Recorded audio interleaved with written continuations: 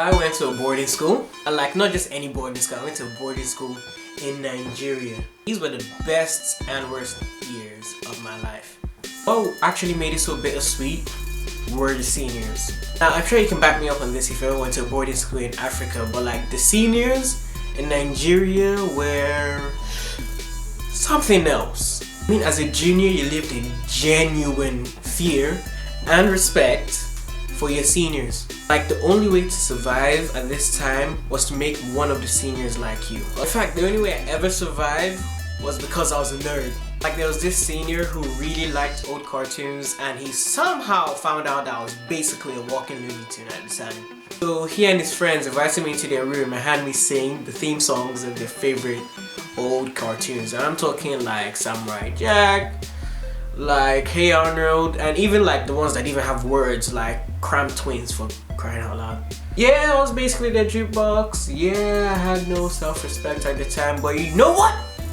I survived. I mean, these guys were intimidating as all hell.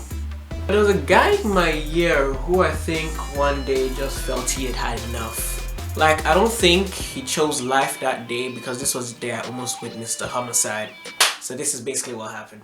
Like I said earlier, we always lived in fear of the people in the years above us, unless you were like super buff or popular for whatever reason. There was a guy in the year directly above mine, we'll call him Obi.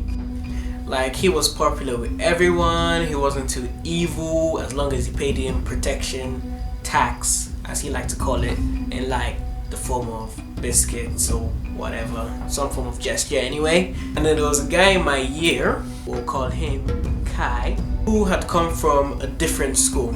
Like he had to repeat the year we were in, but instead of repeating it in his old school, he moved to my school so he would save himself the embarrassment.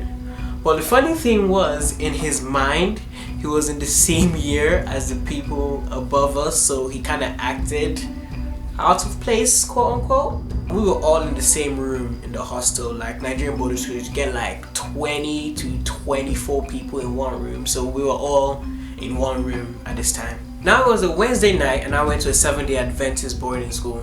Like I say that now, for those of you who don't know, 7-day Adventists have midweek prayers at church every Wednesday, and this was kind of part of the story. I was coming back into the room because I forgot something on my way to church, and then I come in and I see Kai and Obi arguing. I'm just dumbfounded looking at this because this is something you never see. I mean, you never ever see anybody like have a back and forth argument with somebody in the years above you. I'm just like standing there dumbfounded as hell, like. And then all of a sudden shit just hit the fan. There was a broken window in our room and there was like glass on the floor. I bends over, picks over one of the shards of glass and starts threatening to stab Obi. Friends and I are looking at each other like, oh my god, this nigga crazy. And Obi started calling his bluff like, stab me if they bone you, stab me if you got the mind. He actually said that. But like I said, this day Kai did not choose life, and then he lunged at Obi with like the shot of glass. Obi seeing him coming narrowly dodged, but then he got a cut on his side, and I think it was that moment that Kai kind of figured out what he'd done, so he just like calmed down. Obi then had this look on his face like,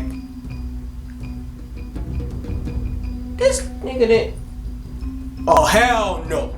Obi then dashes us into the field that we had in the hostel and then goes into the gardener's corner and gets a cutlass. My friends and I are watching this happen like this, like super scared of what's about to happen. And then one of the super buff guys in my year who was good friends with Obi at the time walks over to Obi and tries to get the cutlass out of his hand.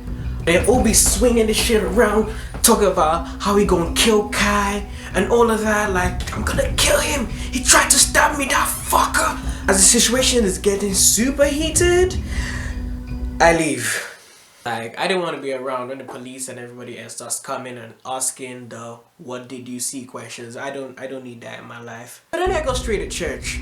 So I'm seated in church like this, like scared of what might have happened to Kai or Obi.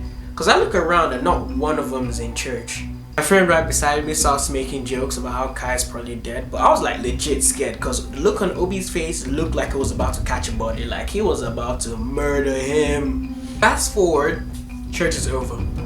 My friends and I are walking into our room all cash, and then we go into a room and we see like 10 seniors just around.